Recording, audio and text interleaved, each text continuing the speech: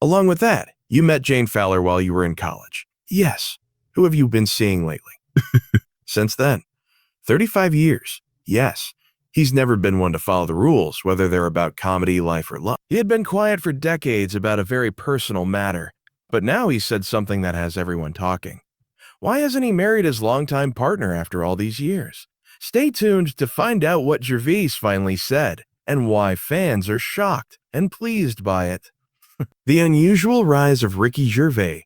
He was born on June 24th, 1961 in Reading, Berkshire, which is in the south of England.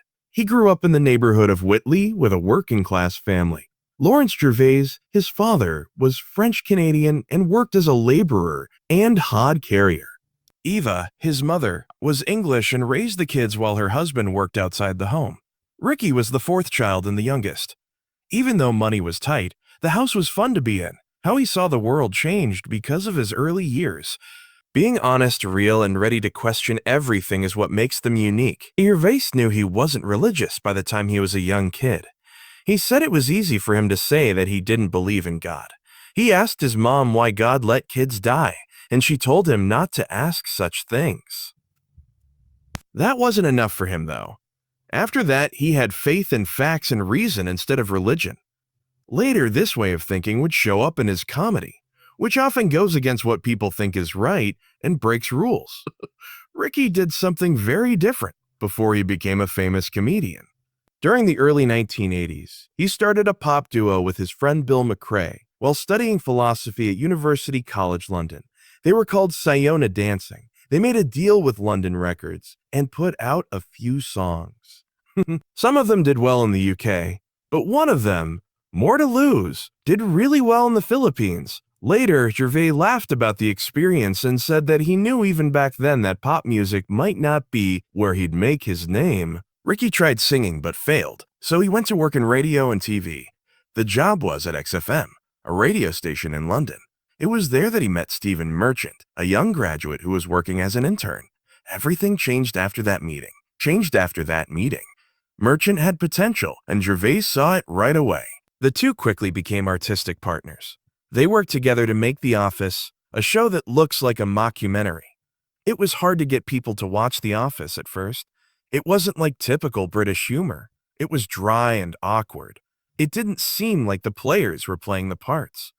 There were long stretches of silence and awkward times because it was shot like a documentary, but when it finally came out on BBC in 2001, it made people angry. David Brent was the office manager at a paper company in Slough. He was dumb and only cared about himself. That's Gervais himself as Brent, and the role quickly became one of the most famous in British TV history.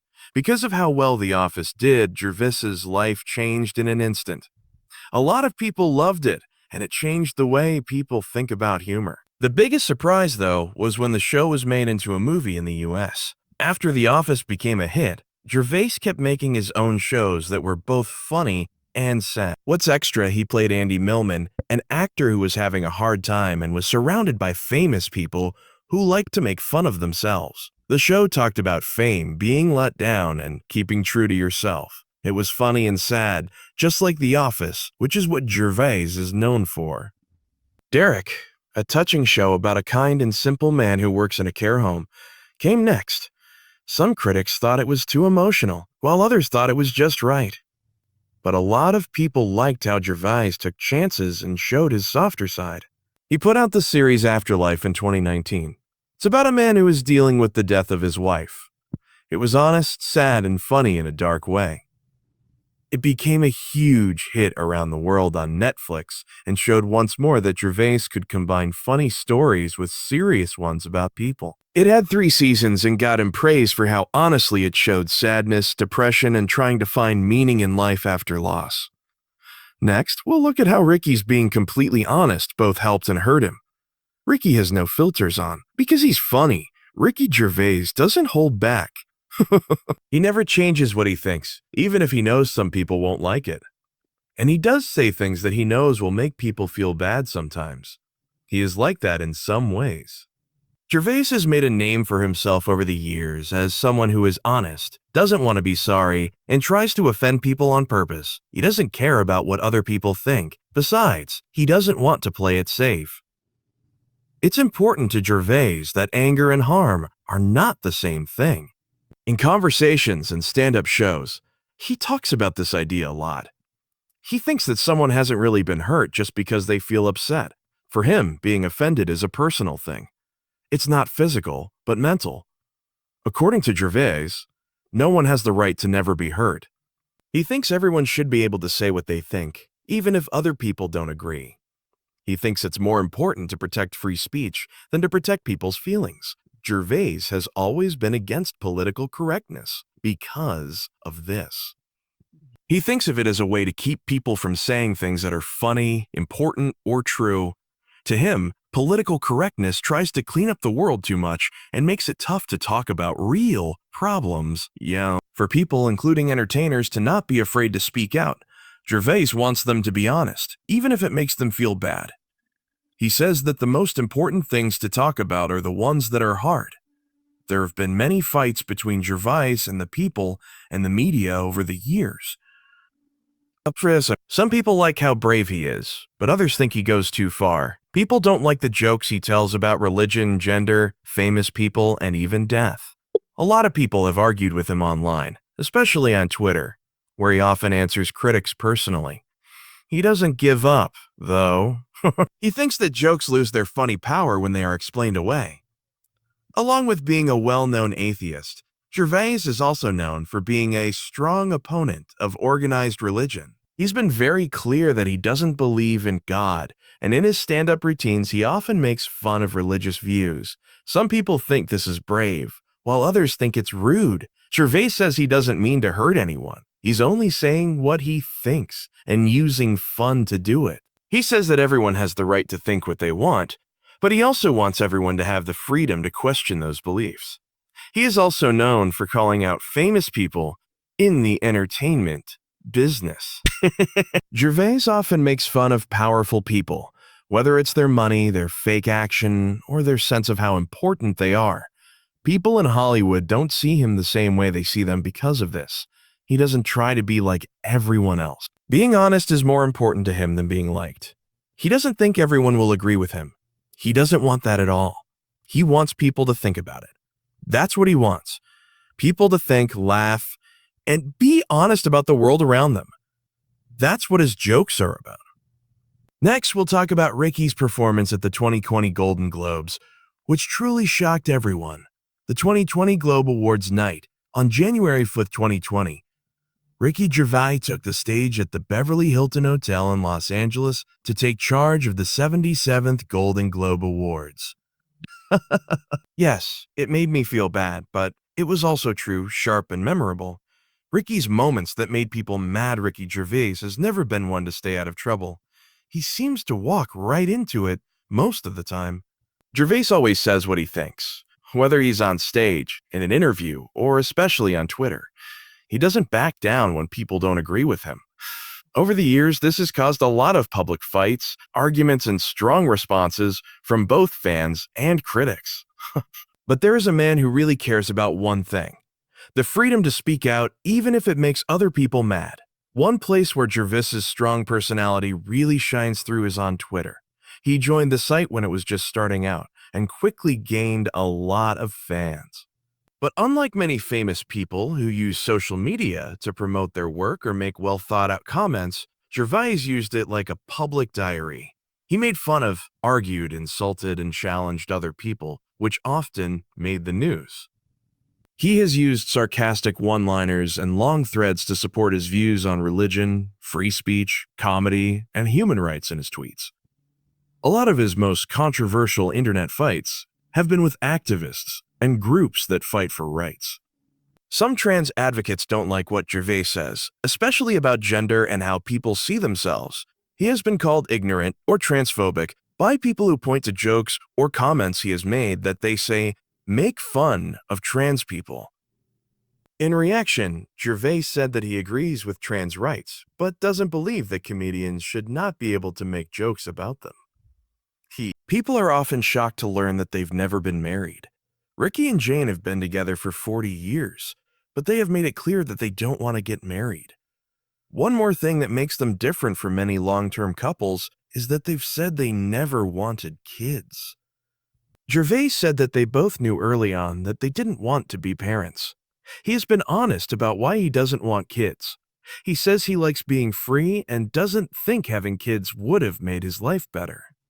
Jane agrees with this choice as well, and the two of them have made a full, important, and complete life together without kids or a marriage. The two people have lived together in London for a long time. They shared a house in Hampstead for a long time. For a long time. Hampstead is a nice area of North London known for its historic charm and green parks. It's a quiet place that fits their style, low-key, cozy, and away from the chaos of famous life. They live with their beloved cat and often share funny or sweet pictures of their quiet life on social media. They don't make an effort to be seen by everyone, but they also don't hide the fact that they're happy together. The most interesting thing about Ricky and Jane's partnership is how stable and fair it looks. It's calm and quiet. There are no secrets or games of fame. They value each other's privacy, but it's clear that they enjoy spending time together. They laugh together, help each other with their work, and believe the same things about love, freedom, and life. Ricky calls Jane the love of his life a lot of the time. Jane Fallon says she likes having a partner who makes her laugh every day. Without following the rules, they've found a way to make their long-term relationship work, and they like it that way. Why Ricky won't get married to Jane? Jack Black and Jane Fallon have been together for more than 40 years. Since then, they've built a strong, happy relationship that a lot of people respect. They've been together for a long time and love each other very much, but they've made it clear that they don't want to get married. They don't see any point in getting married. They don't think they need it. Their choice doesn't mean they don't like each other. They both believe it, so it shows what they think. This is something Gervais has talked about a lot in talks and on stage. "We don't need a certificate for our love" is one of his most famous lines. He thinks of marriage more as a religious or civil requirement than as something that makes a relationship real. He thinks that trust, respect, and the decisions you make every day are what make a bond strong, not a piece of paper or a big event. Jane Fallon agrees. She has always been clear that she doesn't want a normal life. There was no question between her and Ricky from the start that they didn't want children and didn't understand why people got married. They chose to put their attention on each other, their jobs, and living their lives the way they thought was best. That shared way of thinking helped them build a relationship that's lasted for decades, even though they're not legally married. They have intellectual as well as personal reasons for what they do. Ricky and Jane are both atheists, which affects how they think about things like marriage. A lot of people see marriage as a religious or spiritual act, but that part of marriage doesn't mean anything to Gervais and Fallon because they don't believe in God or religious customs. They also say that they've never felt the need for a formal partnership, even though marriage can be one. They have made their own kind of commitment based on respecting each other's independence and having the same ideals. They clearly love each other because they live together, help each other, and make choices about their lives together. But they don't feel like they have to go in a certain direction, even joking that they are married in every way except the law, according to Gervais. He laughs a lot at how other people react to their choice, especially when they look confused or unhappy with it. Gervais has made fun of the idea of marriage in his stand-up shows. He said it was a waste of paper and made fun of the way people think something is wrong if a couple doesn't get married. He makes a bigger point by being funny, that people are expected to live their lives in a certain way, even if that way doesn't work for everyone. He said that they are happy together because they are free and don't feel pressured, not because they have to, but because they want to and they choose each other every day. That's what makes their friendship important. Gervais has talked a lot about how important honesty and freedom are in their lives in a number of conversations. Each of them has room to grow as a person, and they never try to force or restrict each other. Still, not everyone shares their ideas.